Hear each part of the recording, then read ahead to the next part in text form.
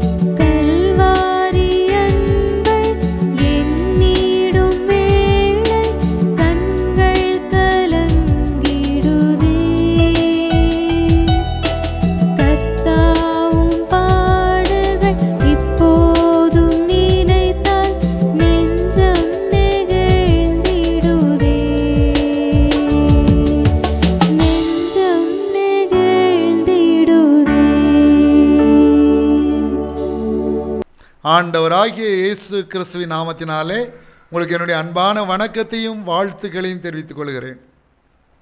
கடந்த 3 வாரங்களாக இயேசு சிலுவையிலே நமக்கு சம்பாதித்து கொடுத்த ஆசீர்வாதங்களை தியானித்து வருகிறோம்.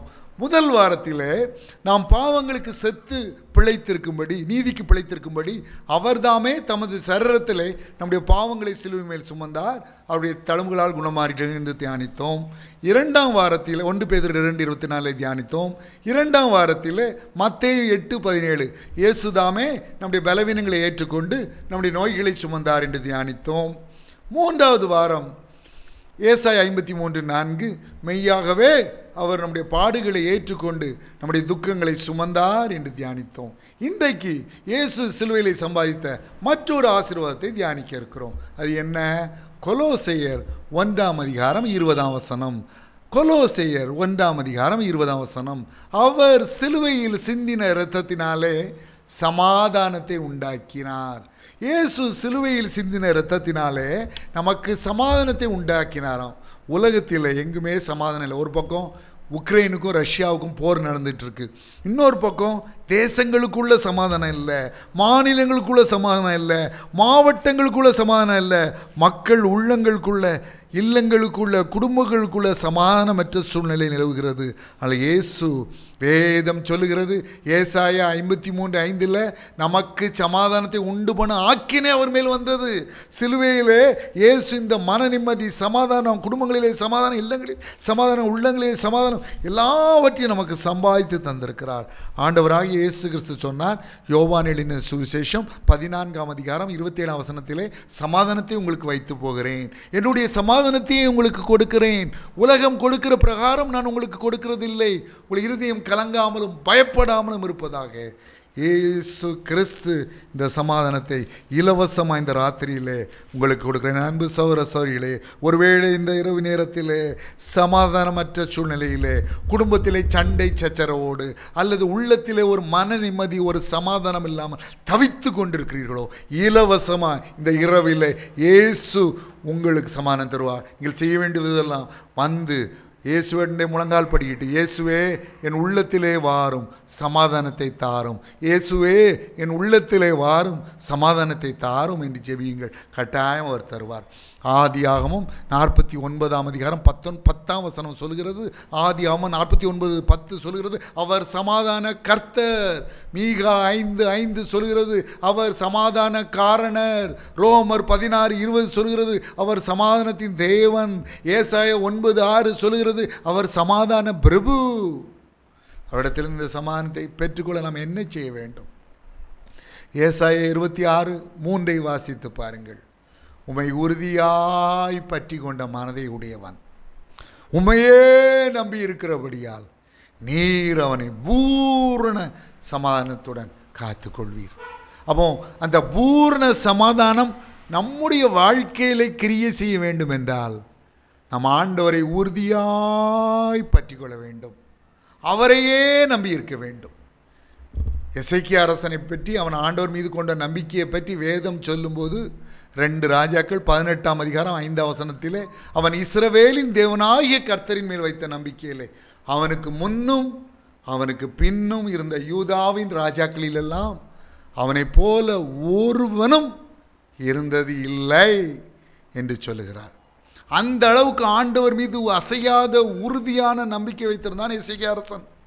ஏசாயா 36 ஏசாயா 37 வாசித்து பாருங்கள். அவனுடைய வாழ்க்கையில பிரச்சனை வந்தது. அவனை விட சக்தி வாய்ந்த, பலம் வாய்ந்த, ஆற்றல் வாய்ந்த அசீரிய படைகள் அவனுடைய தலைநகராகிய எருசலேமை முற்றுகையிட்டார்கள். ஓடோடி தேவாலயத்திற்கு வந்தான், தேவனை நோக்கி ஜெபித்தான். ஏசாயா 37:36 சொல்கிறது, அப்பொழுது கர்த்தருடைய தூதன் ஒருவன் புறப்பட்டு அசீரியரின் பாளையத்தில் 185,000 பேரை சங்கரித்து எசேக்கியா அரசனுக்கு ஒரு பெரிய வெற்றியை உண்டு பண்ணுகிறான். ஒரு தூதன், தேவனுடைய கரத்தில் உள்ள ஒரு தூதன் அவ்வளோ பெரிய செயலை செய்வேன் என்றால் தேவனுக்கு எவ்வளோ ஆற்றல் இருக்கும்? நமக்கு பட்சத்தில் தானே அவர் இருக்கிறார். கர்த்தர் நமது பட்சத்தில் இருந்தால் நமக்கு விரோதமாக இருப்பவன் யார்? தேவதூதர்களை குறித்து வேதம் இவ்விதமாய் சொல்லுகிறது. மத்தேயு 18:10 வாசித்து பாருங்கள்.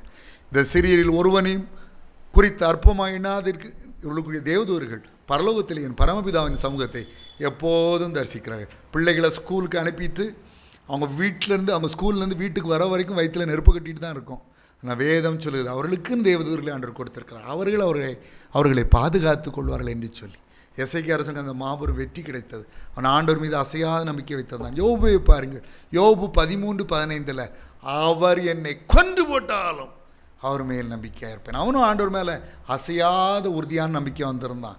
யோபு 42:10 சொல்கிறது, யோபு தன் சிநேகிதருக்காக வேண்டுதல் செய்தபோது கர்த்தர் அவன் சிறையிருப்பை மாற்றினார்.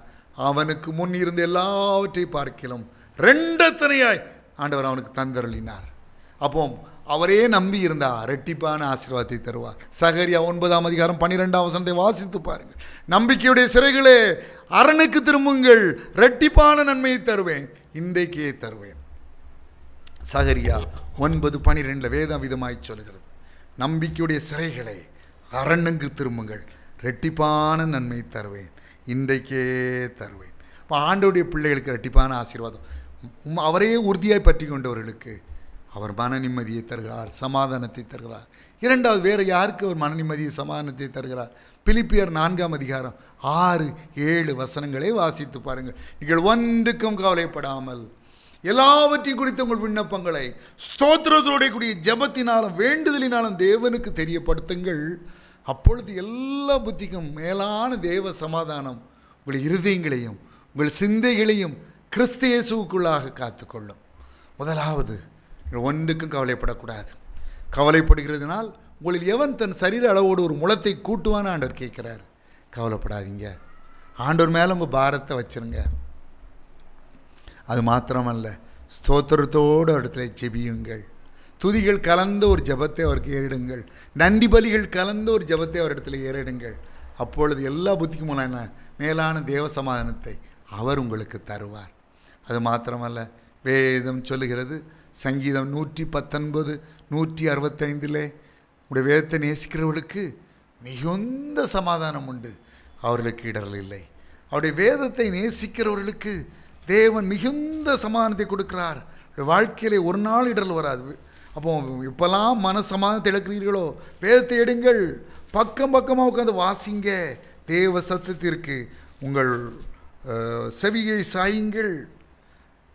ஆண்டவர் ஒரு மன சமாதானத்தை, மன நிம்மதியை உங்களுக்கு தருவார். சங்கீதம் 29:11 சொல்கிறது, கர்த்தர் தமது ஜனத்திற்கு சமாதானம் அருளி அவளை ஆசீர்வதிப்பார்.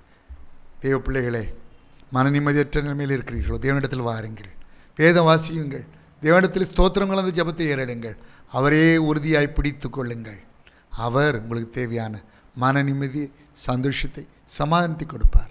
ஒரு சகோதரருக்கு ஒரு மெடிக்கல் செக்கப் போகும்போது டாக்டர்ஸ் சொன்னாங்க, நீ 30 வயது வரை கூட வாழ மாட்ட, அதனால் திருமணம் செய்யக்கூடாது, ஏன் கல்யாணம் செஞ்சு ஒரு பிள்ளையுடைய வாழ்க்கையை எடுக்கிறேன்னு சொன்னாங்க. அந்த சகோதரர் மன நிம்மதியை இழந்து போனார். திருமணமும் செய்ய முடியாது, மன நிம்மதியும் இல்லை, வியாதியும் சரீரத்தில் இருந்துச்சு. ஒரு கூட்டத்தில் ஆண்டவராக இயேசு கிறிஸ்துவின் அன்பு, சமாதானம், சந்தோஷம் அவர் கொடுக்கிறார் என்பதெல்லாம் பேசிக்கிட்டு இருந்தாங்க. அந்த கூட்டத்தில் ஆண்டவராக இயேசு கிறிஸ்துக்கு அவர் தன்னுடைய உள்ளத்தை ஒப்பு கொடுத்தார். உலகம் தரக்கூடாத ஒரு சந்தோஷம், உலகத்தால் தர முடியாத ஒரு சமாதானம் ஒரு உள்ளத்தை நிரப்பியது. ஆண்டவர் அதோடு நிறுத்தலை. ஆண்டவரை குறித்து வேதம் சொல்லுகிறது, எபேசியர் 3:20 நாம் வேண்டிக் கொள்கிறதற்கும் நினைக்கிறதற்கும் மிகவும் அதிகமாய் நமக்குள்ளே கிரியை செய்கிற வல்லமையின்படியே நமக்கு செய்ய வல்லவர். 1 ராஜாக்கள் 3 கிபியோனிலே கர்த்தர் சாலமோனுக்கு தரிசனமாகி, நீ விரும்புகிறது என்னிடத்தில் கேளுனார். சாலமோன் ஞானத்தை கேட்டான். ஆண்டவருக்கு உகந்த விண்ணப்பமாக அது இருந்துச்சு. அதனால் சாலமோன் கேட்ட ஞானத்தையும் அவனுக்கு கொடுத்தார், அவன் கேளாத ஐஸ்வர்யத்தையும் மகிமையும் அவனுக்கு கொடுத்தார். அதே மாதிரி சகோதரனுடைய வியாதியை குணமாக்கினது மாத்திரமல்ல, சமாதானத்தை கொடுத்தது மாத்திரமல்ல, அவர் இன்னும் ஆசீர்வதித்தார். அவர் அதுக்கு திருமணம் செய்தார். பல ஆண்டுகள் சந்தோஷமாக அந்த உலகத்திலே வாழ்ந்து கொண்டிருக்கிறார். ஆண்டவர் சந்தோஷத்தையும் சமாதானத்தையும் தருவார். சமாதானமற்ற உலகத்திலே சமாதானத்தை தர அவரால் தான் முடியும். புயல் அடிக்கிற இந்த உலகத்திலே, சூறாவளி சூழ்ந்த இந்த உலகத்திலே, அலைகள் பொங்கி வருகிற இந்த உலகத்திலே, சுனாமி போல பிரச்சனைகள் வருகிற இந்த உலகத்திலே அவரால் மாத்திரம்தான் உலகம் தரக்கூடாத ஒரு சந்தோஷத்தையும் சமாதானத்தையும் கொடுக்க முடியும். அதை இப்போ இந்த இரவுல பெற்றுக்கொள்ள ஆயத்தமுள்ளவர்களாக இருக்கிறீர்களா? இந்த இரவு நேரத்தில் மன நிம்மதி இல்லாமல் தவித்து கொண்டிருக்கிறீர்களவா? தூக்கம் வராமல் புரண்டுட்டு தூக்க மாத்திரையை சாப்பிட்டு தூக்கத்தை வரவழைச்சி மன நிம்மதி சுத்தமாக தொலைச்ச நிலையில் இருக்கீங்கள்ல, ஏசிட்ட வாங்க. அவர் உங்களுக்கு சந்தோஷத்தை கொடுப்பார், அவர் உங்களுக்கு சமாதானத்தை கொடுப்பார், அவர் உங்களுக்கு மன நிம்மதியை கொடுப்பார். நாம் ஜெபிக்கலாம். வியாதி உள்ளவர்கள் வியாதி உள்ள இடத்துல உங்களுக்கு கரங்களை வைத்து என்னோடு சேர்ந்து ஜெபிங்கள். முதலாவது உங்களுக்கு ஆண்டவர் சமாதானத்தை கொடுக்கும்படியாக ஜெபிக்கிறேன். இரண்டாவது உங்கள் வியாதி நீங்க ஜெபிக்கிறேன். அன்புள்ள பரம தகப்பனே, சமாதானமற்று மன நிம்மதியற்று தவிக்கிற உடைய பிள்ளைகளுக்கு மனம் இறங்கும். உலகம் தரக்கூடாத ஒரு சந்தோஷத்தையும் சமாதானத்தையும் அவர்களுக்கு தாரும். அவர்கள் உள்ளத்திலே ஒரு மன நிம்மதியை தாரும். வியாதியினால் பலவீனப்பட்ட நிலைமையிலே வியாதி உள்ள இடத்திலே தங்கள் கரங்களை வைத்து என்னோடு சேர்ந்து ஜெபிக்கிற தேவ பிள்ளைகளுக்காக என்னுடைய சமூகத்திலே வருகிறேன். இயேசு கிறிஸ்துவின் வல்லமுள்ள நாமத்தினாலே சகல வலிகளும் வியாதிகளும் பலவீனங்களும் நோய்களும் நீங்கும்படி கட்டளை கொடுக்கிறேன். இயேசு கிறிஸ்துவின் வல்லமுள்ள நாமத்தினாலே சகல வலிகளும் வியாதிகளும் பலவீனங்களும் நோய்களும் நீங்கும்படி கட்டளை கொடுக்கிறேன். இயேசு கிறிஸ்துவின் வல்லமுள்ள நாமத்தினாலே சகல வலிகளும் வியாதிகளும் பலவீனங்களும் நோய்களும் நீங்கும்படி கட்டளை கொடுக்கிறேன். குழந்தை பாக்கியான ஆசீர்வாதத்திற்கு காத்திருக்கிற பிள்ளைகளுக்கு அந்த பாக்கியத்தை அருளி செய்தரணும். திருமணம் என்னும் ஆசீர்வாதத்திற்கு காத்து நிற்கிற பிள்ளைகளுக்கு அந்த பாக்கியத்தை அருளி செய்தரணும். வேலை என்னும் ஆசீர்வாதத்திற்கு காத்து நிற்கிற பிள்ளைகளுக்கு அந்த பாக்கியத்தை அருளி செய்தரணும். தொழில் செய்கிற பிள்ளைகளை ஆசீர்வதியும். தொழிலிலே செழிப்பை கட்டளையிட்டுள்ளோம். உத்தியோகம் பார்க்கிற பிள்ளைகளை ஆசீர்வதியும். உத்தியோகத்திலே உயர்வை கட்டளையிட்டுள்ளோம். பிள்ளைகளுடைய அலைச்சல்களை அறிந்திருக்கிறீர் அல்லவா? உடைய பிள்ளைகள் விரும்புகிற இடத்திற்கு விரும்புகிற இடம் மாறுதல் டிரான்ஸ்ஃபர் கொடுத்த ஆசீர்வதியும். ஹல்லேலூயா, ஹல்லேலூயா, ஹல்லேலூயா, ஹல்லேலூயா. பரிசுத்தாவின் அபிஷேகம் வேண்டும் என்று ஜெபிக்கிற உடைய பிள்ளைகளுக்கு பரிசுத்தாவின் அபிஷேகத்தை தாரும். கடைசி நாட்களிலே மாம்சமான யாவர் மேலும் ஆவியை ஊற்றுவேன். அப்பொழுது உங்கள் குமாரனும் உங்கள் குமாரத்திகளும் தீர்க்க தரிசனம் சொல்வார்கள். உங்கள் மூப்பர் சொப்பனங்களையும் உங்கள் வாலிபர் தரிசனங்களையும் காண்பார்கள் என்று சொன்னீரே.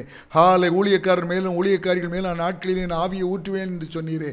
பரிசுத்தாவின் அபிஷேகத்திற்காக ஜெபிக்கிற பிள்ளைகளுக்கு அந்த அபிஷேகத்தை கொடுத்துள்ளோம். பரிசுத்தாவின் இடத்தில் வரும்போது நீங்கள் பலன் அடைந்து எருசலேமிலும் யூதேயா முழுவதிலும் சமாரியாவிலும் பூமியின் கடைசி பரியந்தமும் எனக்கு சாட்சிகளாயிருப்பீர்கள் என்று சொன்னீரே. மேலும் நமக்கு அருளப்பட்ட பரிசுத்தாவினாலே தேவனுடைய அன்பு அந்த நம்முடைய இருதயங்களில் ஊற்றப்பட்டிருக்கிறபடியா அந்த நம்பிக்கை நம்மை வெட்கப்படுத்தாத வேதம் சொல்கிறது அல்லவா? ஹல்லேலூயா, ஹல்லேலூயா. தேவனுடைய ராஜ்யம் புசிப்பும் குடிப்பும் அல்ல, அது நீதியும் சமாதானமும் பரிசுத்தாவினால் உண்டாகும் சந்தோஷமாக இருக்குது. அந்த சந்தோஷத்தை நம்முடைய பிள்ளைகளுக்கு தாரும், சமாதானத்தை தாரும், உற்சாகத்தின் ஆவி உடைய பிள்ளைகளை தாங்கும்படி செய்தரலாம். ஹல்லேலூயா. கடினமான சூழலில் கூட நம்முடைய பிள்ளைகளுக்கு உதவி செய்யும். ஹல்லேலூயா. கடினமான வாழ்க்கை சூழலை கடந்து செல்லும் நம்முடைய பிள்ளைகளுக்கு துணையாக இருந்தரலாம். பயப்படாதே, நான் உனக்கு துணை இருக்கிறேன் என்றீரே. நீ பயப்படாதே, நான் உன்னுடனே இருக்கிறேன். திகையாதே, நான் உன் தேவன். நான் உன்னை பலப்படுத்தி உனக்கு சகாயம் பண்ணுவேன். என் நீதியின் வலது கரத்தினால் உன்னை தாங்குவேன் என்று சொன்னீரே. நன்றி, நன்றி, நன்றி. நீ அப்படி செய்கிற கிருபைகளுக்காய் நன்றி. சகல துதியையும் கனத்தையும் மகிமையும் வல்லமையும் ஒருவருக்கே செலுத்துகிறோம். இயேசு கிறிஸ்துவின் நாமத்தினாலே வேண்டிக் கொள்கிறோம் பிதாவே, ஆமேன். இதை பார்த்து கொண்டிருக்கிற இதை கேட்டுக்கொண்டிருக்கிற என் அன்பு சகோதர சகோதரிகளே, நான் உங்களுக்காக ஜெபிக்க வேண்டுமானால் உங்கள் ஜெப குறிப்புகளை எனக்கு அனுப்பி வையுங்கள். நான் உங்களுக்காக ஆண்டவரிடம் ஊக்கமாக ஜெபிப்பேன். முந்தைய கடந்த நிகழ்ச்சிகள் மூலமாக ஆசீர்வாதங்களையோ அற்புதங்களையோ நன்மைகளையோ பயன்களையோ பெற்றிருப்பீர்களானால் தயங்காமல் எனக்கு தெரியப்படுத்துங்கள். நாம் ஒன்று சேர்ந்து ஆண்டவரை துதிக்க, அவரை ஸ்தோத்தரிக்க, அவருக்கு நன்றி செலுத்த, அவருக்கு நன்றி உள்ளவர்களாய் வாழ அது ஏதுவாக அமையும். ஆண்டவராக இயேசு கிறிஸ்து தாமே உங்களை ஆசீர்வதிப்பாராக. May God bless you.